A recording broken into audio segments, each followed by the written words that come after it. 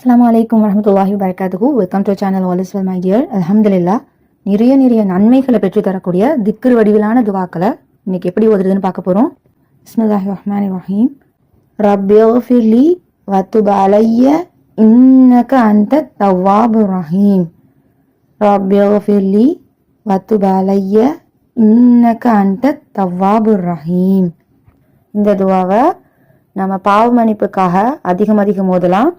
பிஸ்மில்லாஹிர் ரஹ்மானிர் ரஹீம்.